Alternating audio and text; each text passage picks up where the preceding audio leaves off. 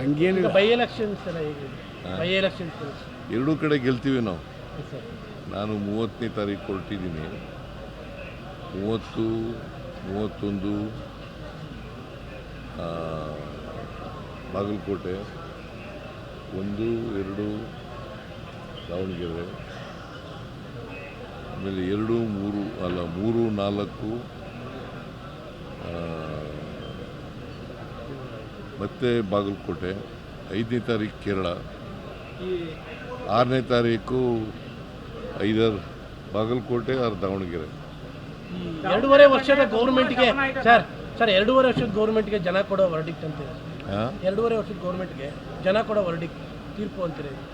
ಈ ಬೈ ಎಲೆಕ್ಷನ್ನಲ್ಲಿ ಸೋತ್ರಲ್ಲ 3 ಕಡೆ, ಅವ್ರದ್ದೇ 2 ಸ್ಥಾನಗಳು ಅವರವೇ. ಒಂದು ಜೆ ಡಿ ಎಸ್, ಒಂದು BJP. ಅದು ದಿಕ್ಸೂಚಿ ಅಲ್ವಾ? ಹೌದು. ಅಲ್ಲ ಈಗ ಇನ್ನೂ ರಿಸಲ್ಟ್ ಬಂದಿಲ್ಲ, ಬರಲಿ. ಆಗ ದಿಕ್ಸೂಚಿ ಅಲ್ವಾ? ದಿಕ್ಸೂಚನೆ ಆಯ್ತಲ್ಲ. ಆಗ ದಿಕ್ಸೂಚನೆ ಆಯ್ತಲ್ಲ. ದಿಕ್ಸೂಚಿ ಏನಂತ ಆಯ್ತು? ನಿಮ್ಮ ಗೌರ್ಮೆಂಟ್ ನಮ್ಮ ಪರವಾಗಿ ಆಯ್ತು ಅಂತ ಹೇಳಯ್ಯ. ನೀನು ಮೆಲ್ಲಿಗೆ ಹೇಳ್ತೀಯ. ಅದೇ ಮಾನದಂಡ. ಯಾವ ಎಲೆಕ್ಷನ್ ಆದರೂ ಕೂಡ ನಾವೇ ಗೆಲ್ತೀವಿ. ಕರ್ನಾಟಕದಲ್ಲಿ 28ಕ್ಕೂ ನಾವೇ ಗೆಲ್ತೀವಿ. ಬಟ್ ದಾವಣಗೆರೆ ಸ್ವಲ್ಪ ಗೊಂದಲಾಗಿದೆ ಸರ್. ದಾವಣಗೆರೆ ಯಾಕೆ ಏನು ಗೊಂದಲಾಗಿದೆ?